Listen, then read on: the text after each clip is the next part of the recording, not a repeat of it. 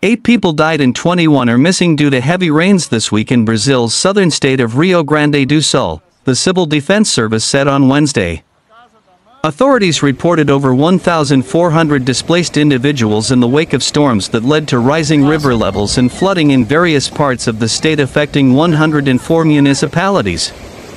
In a report on hydrological conditions on Tuesday, the state's government predicted a flood risk across practically the entire state given the prospect of continued heavy precipitation in the coming days. The bulletin also said flooding would be severe in the basins of many rivers, with the possibility of flash floods and mass movements of earth in regions with steep slopes.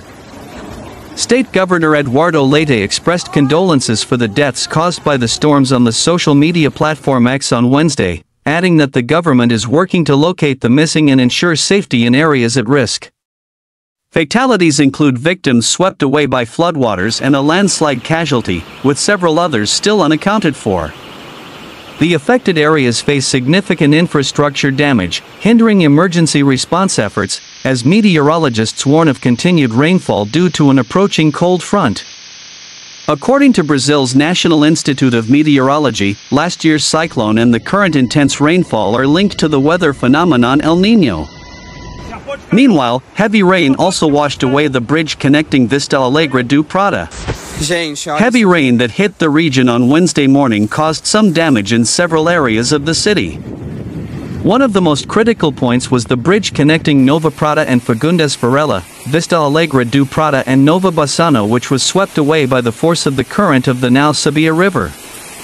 The bridge collapse was recorded by a resident named Ana Paula Knispel Komoinski.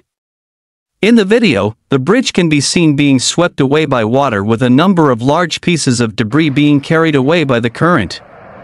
With the collapse of the bridge, traffic between cities was disrupted. Residents who wish to travel between cities must look for alternative routes, which may be hampered by increased vehicle traffic. Governor Eduardo Leite has appealed to President Luiz Inácio Lula da Silva for federal assistance, emphasizing the urgent need for air support. President Lula acknowledged the request, attributing the extreme weather to climate change. Defense Minister José Muccio said that the federal government will send more aircraft to help rescues in Rio Grande do Sul, which has been hit by heavy rains. Helicopters are conducting rescue operations, but some areas are inaccessible, forcing crews to airlift stranded residents. According to the minister, at least 7 armed forces helicopters have already been mobilized. Of these, 2 are from the Brazilian Air Force who are already on site.